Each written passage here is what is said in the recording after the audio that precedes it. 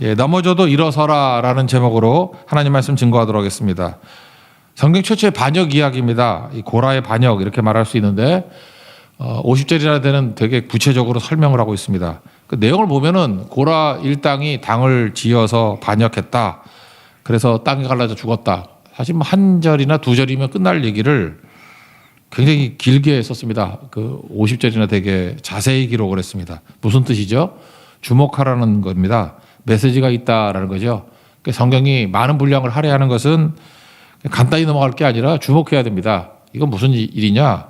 고라의 반역 같은 일은 한 번 일어나고 끝나는 일이 아니라 우리의 공동체 속에서도 자주 일어날 수 있는 일이다. 그러니까 충성과 반역은 종이 한 장 차이다. 그러므로 이게 멀리는 얘기가 아니라 이렇게 자세히 좀 살펴보면서 나 자신도 이럴 수 있다라는 것을 보고 충성스러운 자리로 돌이키는 계기로 삼으라. 그것을 우리에게 보여주고 있다는 것입니다. 그럼 고라의 길에 들어섰다가 벗어나는 길이 뭐냐? 넘어졌다가 일어서는 길이 무엇이냐? 오늘 세 가지로 정의할 수 있습니다. 첫 번째는 교만하면 안 된다는 거예요. 교만하면 꼭 이 고라의 반역의 길을 갑니다. 교만을 버리라. 교만 반대말이 뭐죠? 은혜의식 갖고 살라는 거죠. 은혜. 두 번째는 남 탓하지 말라는 거예요. 남 탓이 왜 나쁘죠?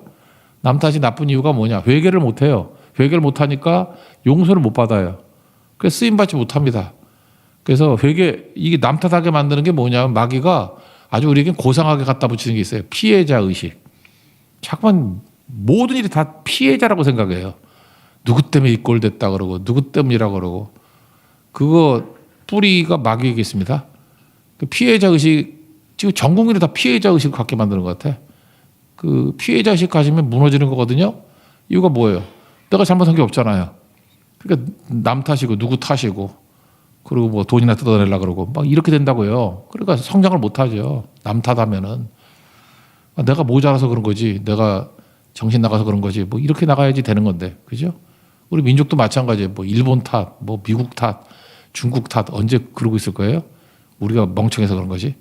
그죠? 이게 중요한 거예요.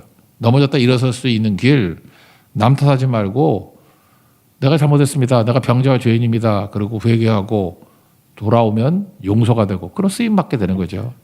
선순환이 이루어지게 된다는 것입니다. 그리고 세 번째는 이렇게 오랫동안 기록했던 이유가 뭐냐면 하나님 순차적으로 심판하시거든요. 회개할 기회를 준 겁니다. 미루는 버리라는 거예요. 그러니까 뭐든지 즉각 해야 됩니다. 오래 끌지 말고 순종은 빠르게 즉각 순종하는 게 중요하죠. 달란트 비율 보세요. 바로 가서 그 즉각했다는 거예요. 즉각, immediately, 즉각. 그럴 때 벗어날 수 있다.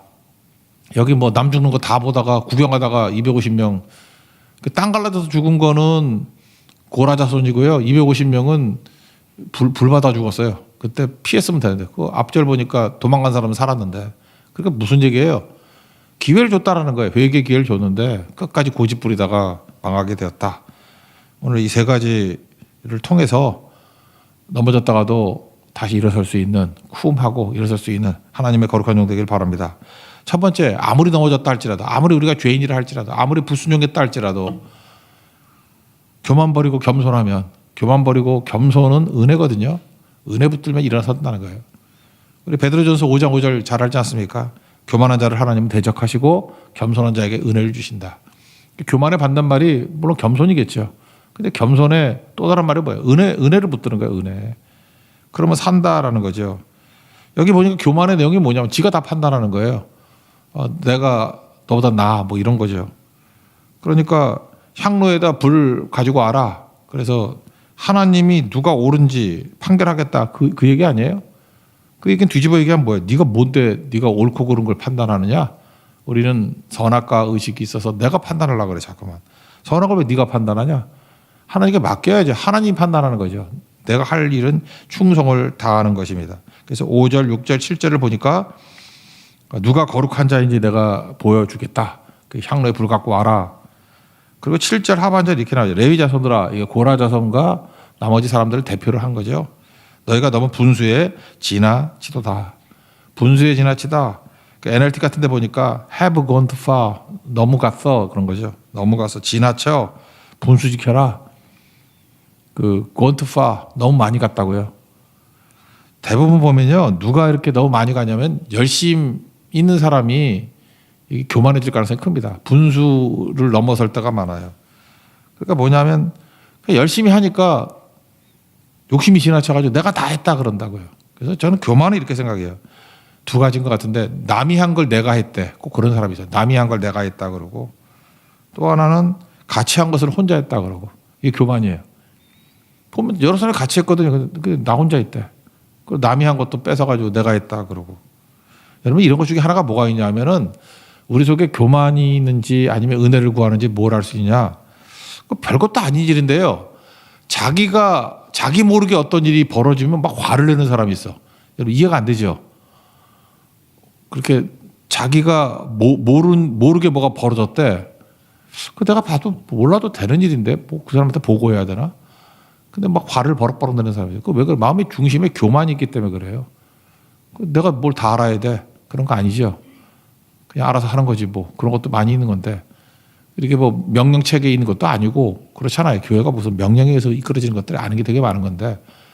근데 꼭 들어가가지고 왜 나한테 보고 안 했어? 내가 알아야 되잖아. 그게 뭐냐면 교만이거든요. 고라 일당들이 그런 마음 품었던 것 같아요. 왜 나 모르게 뭐 해? 뭐 이런 거죠. 그러니까 이건 뭐냐면 은혜의식이 없는 거예요. 은혜의식이 없고 내가 대단하다. 그러니까 자기를 너무 크게 생각하는 것들. 그럴 때 반역하게 된다는 것입니다. 여러분 중요한 거는 잠깐 남 쳐다보지 말고 그냥 하나님 앞에서 내가 은혜가 아니라 당연한 게 아니라 은혜인 줄 알고 충성 다하는 모습. 그럴 때 넘어졌다가 일어설 수 있는 길이 열리게 된다는 것입니다. 그 길을 걷는 우리 하나님의 종 되기를 바랍니다. 여기 보니까 고라자손이 9절 10절 보니까 원래 고라자손들은 하는 게 성막에 회막에서 봉사하게 하는 거였거든요. 그래서 9절에 보니까 성막에서 봉사하게 하시며 이런 거죠. 너희가 이걸 작은 일로 여기느냐. 교만이 뭐냐면 하나님께 되게 맡기신 일들을 하찮게 여기는 거예요. 어느 순간인가 하찮아 보여. 그때부터 이게 문제가 되는 거죠. 작은 일이 어디 있어요? 작은 일을 하나님께 내가 맡기신 다 귀중한 일이죠. 그래서 언제 넘어지게 되느냐 하면 이 하나님의 일을 작은 일로 여기고 하찮게 여기고 다음 주 목금토 11차 제주 선교를 떠납니다. 선교가 갑자기 작은 일 같이 보이는 분들 계시죠? 뭐 하찮다고까지는 안 하겠고 그렇게 말하진 않겠지. 근데 뭐 해도 되고 안 해도 그만 뭐 이런 거 한번 생각해 보세요. 여러분 이게 하나님 앞에서 얼마나 큰 기회인지. 일단 선교를 갈 수 있다는 건 그 정도의 재물을 얻을 수 있는 능력을 주셨죠. 그리고 두 번째 체력을 주셨죠. 건강 주셨잖아요. 세 번째 기회를 주셨죠. 선교 한번 가는 게 소원인 분들이 얼마나 많은지 아십니까? 이 조건이 갖춰지지 않은 거 이게 다 은혜거든요. 내게 은혜를 주셔서 이걸 할 수 있는 기회를 주셨구나. 이렇게 생각하는 게 귀한 건데 고라되는 거 순식간이에요. 모든 조건 다 맞아요. 근데 하찮아지는 거야. 그러니까 귀찮아지는 거고 그리고 하여튼 마음이 안 움직여요. 뭘 또 가냐. 뭐 뻔한 건데. 그 시간에 더 효율성 있는 거 다른 거 해야지. 그게 고라되는 거예요. 고라되는 거 아주 간단합니다. 그렇게 되는 거예요. 목사도 마찬가지입니다. 목사가 제일 큰 게 뭔지 알아요? 저는 그걸 제일 무섭게 여겼었는데 옛날에 제가 처음 사역을 할 때 초등학생들 맡겼어요. 전 사실 이전에 그 대학부를 잘했거든. 그래서 대학생 선교에 대한 그런 꿈도 있었고 실제로 대학생들 뭐 많이 해서 뭐 그런 것도 훈련이 잘 돼 있었거든요. 근데 담임 목사님께서 맨날 초등학생만 하는 거야. 그것도 몇 년째. 그러니까 사람이 좀 번아웃 되더라고. 근데 그러잖아요. 어떤 장소를 옮기거나 보직이 옮겨져 가지고 다시 뜨겁게 하는 건 쉬운 일이지만 계속 하던 일, 3년, 4년 하던 일을 또 하라 그럴 때 다시 불 붙는 건 어렵죠. 그때 제가 하나님 앞에 그런 기도했어요. 하나님 내가 계속하는 이 초등학생들 4년, 5년 하는데 여기서 더 열심히 할 수 있게 해주세요. 그래서 중간에 다시 부흥이 일어났다니까요.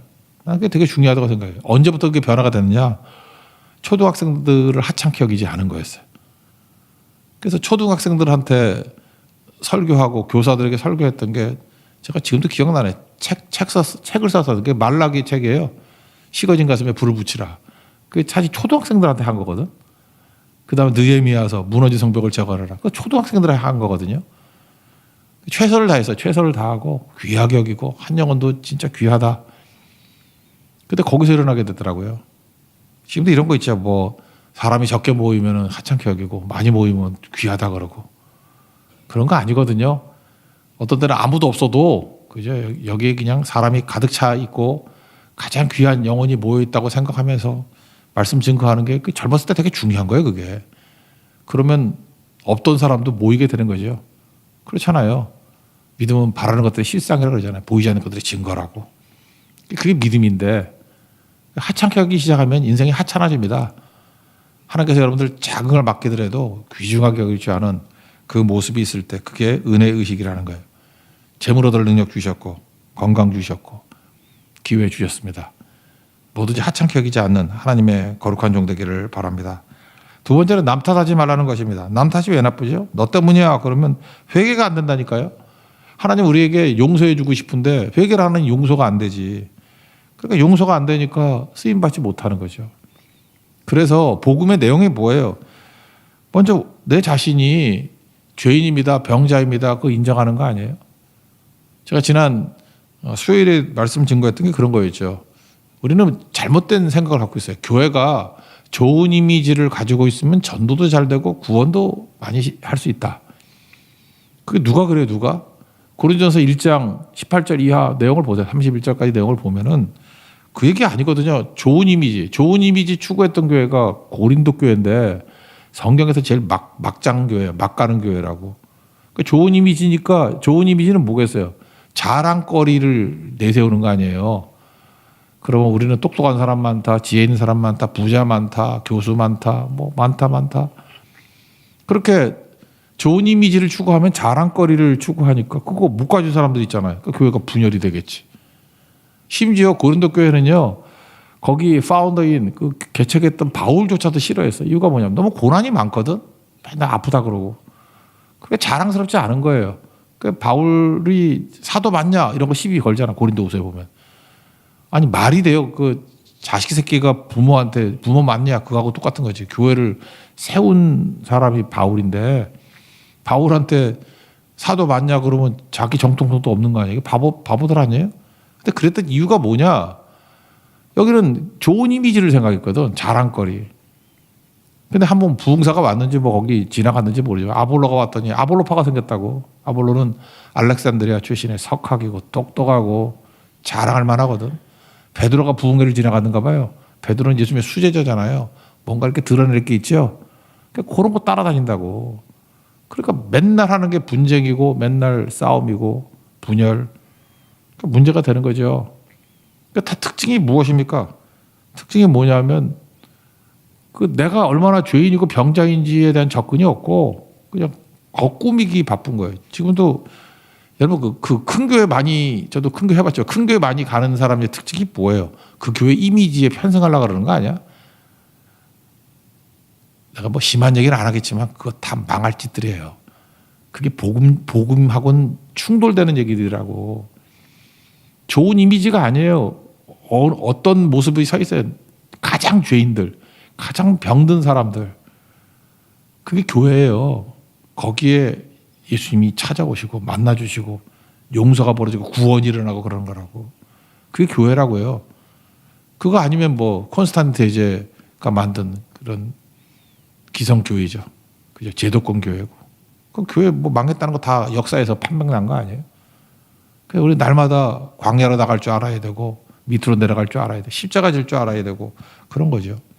그러니까 뭘 붙드는 거야? 남 탓하지 않고 내가 죄인입니다. 나를 불쌍히 여겨주세요. 그런 거죠. 여기 보세요. 이들이 회개가 안 된 이유가 뭐냐면 여기 12절부터 보니까 이제 다단과 아비람 얘네들이 와가지고 뭐라 그러냐. 우리는 안 간다 그러면서 아니 지금 잘 보세요. 여기서 가나안 땅에 못 들어가고 또 그 열명이 정탐꾼 죽고 뭐 38년 동안 방황하게 되고 모든 게 다 모세 탓입니까? 백성 탓입니까? 아, 지들이 불순종하고 지들이 원망해서 그렇게 된 거 아니에요. 근데 13절을 보시니까 내가 3번 나와요. 내가 모세거든요. 우리를 광야에서 죽이려 했대. 언제 모세가 죽이려고 했어? 또 14절 보니까 내가 그 적각골이 흐른다 못 들어가게 했대. 지들이 못 간 거지. 이게 모세가 한 일이에요? 내가 사람들의 눈을 빼려느냐? 우리 올라가지 않겠다. 그 특징이 뭐냐? 12절부터 14절까지 보면 전부 다 남 탓이야, 남 탓. 모세 탓이라는 거예요. 내 탓이 없어요. 우리 다 알잖아요. 얘네 때문에 못 간 거 아니에요. 얘네 때문에. 자기들 때문에. 원망하다가, 통곡하다가, 불순종하다가. 근데 모세 탓이래요. 그러니까 회개가 안 되고, 회개가 안 되니까 용서도 안 되는 거죠. 그러니까 자꾸만 마귀는 이렇게 하려고 피해자 의식 신겨놓은 거거든요. 피해자 의식 신겨주는 건 이거는 저주입니다, 저주. 우리가 언제까지 우리가 피해자, 일본에 무슨 피해를 입었어, 이 길은. 멍청해서 당한 거지. 그런 마음을 먹어야 일어서게 되는 거 아니에요? 자꾸 그런 거 이용하려는 악한 세력들이 있는 거 아니에요? 그런 것들. 하나님 앞에 우리 다시 일어서야 된다는 게 뭐냐면 내가 죄인이죠. 내가 부족하고 내가 느헤미야도 그런 거 아니에요. 자기가 무슨 죄를 졌어. 근데 우리와 우리 조상이 죄를 졌다 그러면서 내 거다고 하는 거예요. 십자가 정신이 무엇입니까? 십자가 뭐예요? 예수님이 그랬잖아요. 네 탓이자 네 죄잖아 그러지 않고 우리 죄를 내 죄다 그러고 지신 거 아니에요? 십자가 그거 아닙니까? 하나님의 아들이 왜 십자가에 죽어야 돼요? 우리 죄를 내 죄라 그러면서 짊어진 거 아닙니까? 그러니까 우리도 그렇게 살라는 거 아니야? 자기를 부인하고 자기 십자가를 지고.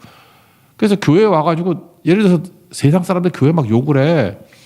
그럼 맞서 싸울 거 없어. 그냥 맞습니다. 제 탓입니다. 그 세상을 향해서도 뭐 비난할 것도 없어. 우리 교회가 제대로 못 써 있기 때문에 그런 거죠. 그래서 중보기도 못하고. 그죠? 우리가 희생하지 못하고. 그래서 교회는 말이 없는 거예요. 말이 없고. 그냥 내 탓입니다. 내 탓. 회개하고. 여기 보니까 계속해서 모세는요, 이런 악한 백성들을 향해서 엎드려요, 계속. 20절부터 24절까지 나온다. 특별히 22절 보니까 두 사람이 엎드려. 하나님께서 떠나라 죽여버린다 그랬더니 또 기도하잖아요. 중보기도 살려달라고. 모든 육체의 생명의 하나님이여. 그러면서 한 사람 범죄했는데 왜 온 회중에게 진노합니까? 그래서 몇 놈만 죽고, 물론 14,700명 죽어요. 그래도 200만 중에서 14,700명 죽으니 다행이지. 그러니까 살리는 거 아니야, 살리는 거.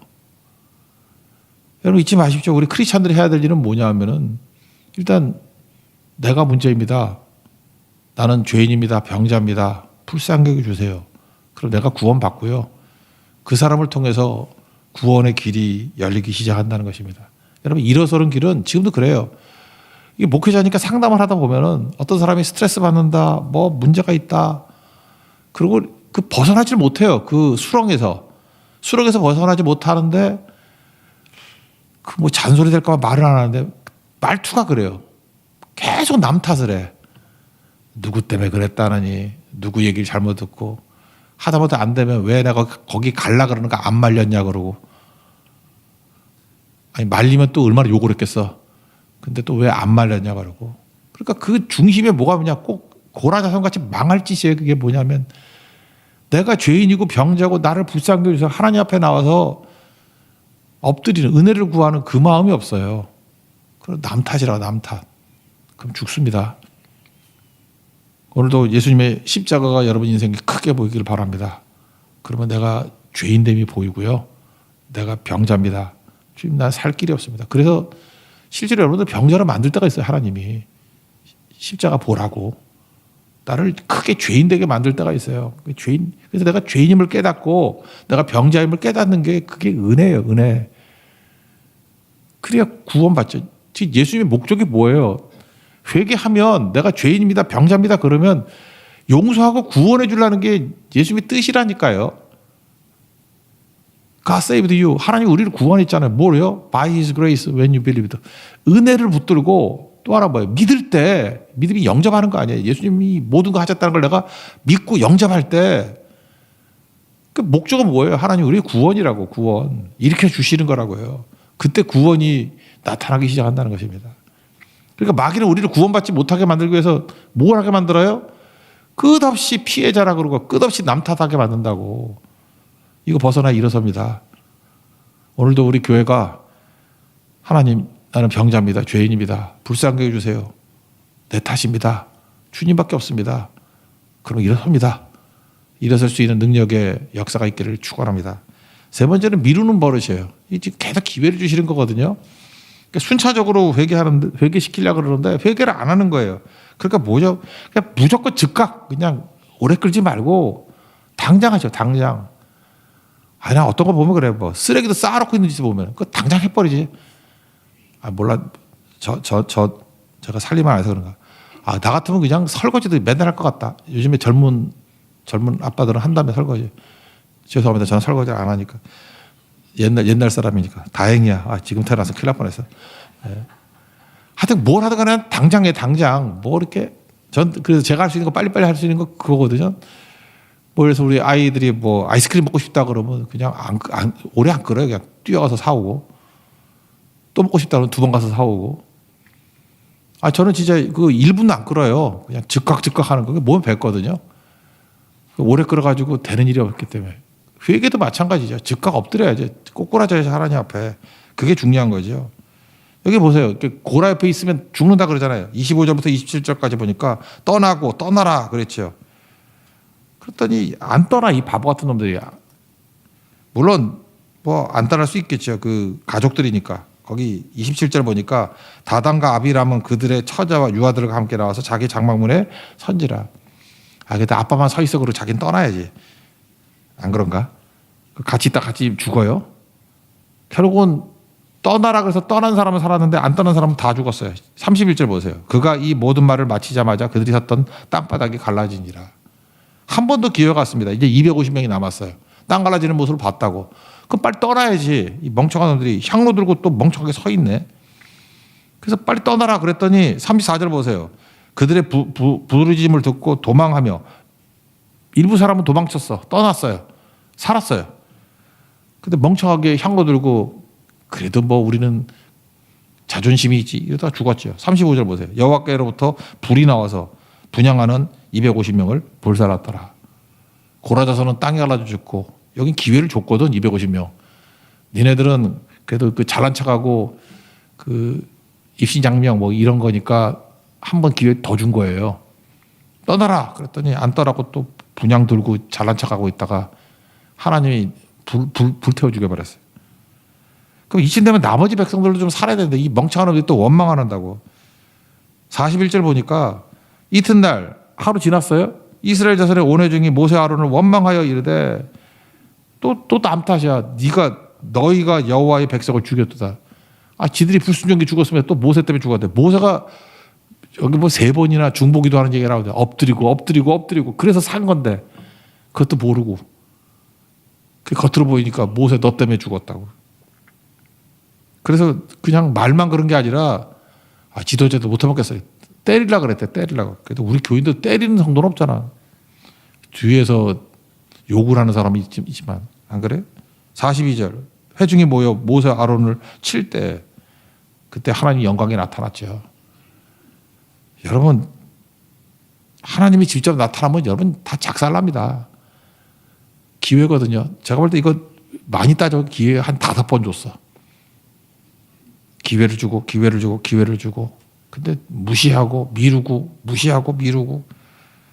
그러다가 죽어요. 근데 여기 보세요. 또 엎드려. 나는 이거 보면서 정말 아름다움이 뭐냐. 크리스찬의 아름다움은 뭐냐 하면 여기도 지금 사역자들 계시고 사역자 하시려는 분들이 시도 뭐 있잖아요. 그죠? 여기 뭐 형제도 이제 하려고 신학교 갈 거야? 예. 간다 그랬잖아. 그러니까. 뭘 배워야 되냐면 그냥 용서하고 엎드리고 그거예요. 목회자 자격은 뭔지 알아요? 성도들의 분노하지 말고 또 용서하고 그 말도 안 되는 죄를 져도 또 배신하고 그래서 또 용서하고 또 엎드리고 그게 사역자예요. 그게 45절 보니까 2사람이 엎드린 또 엎드렸어요. 또 그래서 안 죽고 산 거예요. 아니 살리는 게 뭐 딴 겁니까? 내가 용서받았듯이 나 같은 죄인도 용서받았듯이 또 용서하고 여러분 세상에 제일 아름다운 게 뭔지 알아요? 말도 안 되는 거 용서해 주는 거예요. 말도 안 되는 거 또 엎드리고 그래야 일어나는 거예요. 여러분 그래서 일어선 거예요. 그래서 사람은요 우리 공로로 일어서지 못합니다. 우리 뭐 능력으로 일어서지 못해요. 그냥 끝없이 용서해요. 용서. 어떤 사람 그래요. 너는 벨도 없냐? 저걸 어떻게 용서하냐? 나도 그런 악질이었는데 하나님이 참고 해서 용서해 주셨는데 그래서 여러분들 좀 죄라도 짓고 용서 좀 받는 경험을 크게 하세요. 그래야 용서가 된다고. 그런 얘기 들어봤잖아요. 그거 좀 놀던 엄마가 애들 잘 키운다고. 엄마가 너무 도덕적인 엄마는 이게 있을 수 있는 일이야. 있을 수 있어요. 무슨 일도 다. 놀던 엄마는 그죠. 있을 수 있어. 용서해 줄게. 교회가 그래요. 죄 용서 받은 사람이 용서하는 거라고. 그죠? 우리가 지금 나 같은 죄인, 내가 얼마나 큰 죄인지 사도 바울이잖아. 죄인 중에 괴수라고. 그러니까 사역이 되는 거지 이게 끊임없이. 모세도 마찬가지죠. 실수 많았잖아요. 그러니까 자기도 용서하는 거지. 결국은 모세의 기도로 말미암아 200만 다 죽을 뻔했는데 또 살아났죠. 3번 엎드려서. 49절 보니까 하나님이 전염병을 또 주셨는가 봐. 벌써 몇 번 중에 땅 갈라져 죽지, 불 내려 죽지. 그 다음에 또 이렇게 골라서 불 내리기 또 인건비 많이 드니까 전염병으로 죽지. 몇 명이냐면 14,700명. 그러니까 이거 왜 이렇게 자세히 기록된지 아시겠죠? 이렇게 기회를 많이 줬는데 미루다가 하여튼 14,700명은 죽더라. 이 적은 숫자는 아니죠. 뭐 전체를 볼 때 비율로 많지는 않겠지만 이런 일이 우리 가운데 계속 있다라는 것입니다. 그래서 여러분 반역하는 사람 옆에 있지 마십시오. 같이 벼락 맞습니다. 반역하다가 하나님께서 죽게 만들 때 옆에 있지 말고 그걸 바라보고 빨리 회개하고 돌아오고 용서받고 충성스럽게 쓰임받는 종으로 가는 거. 사실 저도 그렇고 여러분도 그렇고 우리 하나님 옆에서 충성의 자리를 갈 수 있는 믿음의 신실한 종 되기를 축원합니다. 자리에서 일어나겠습니다. 은혜 찬양하겠습니다.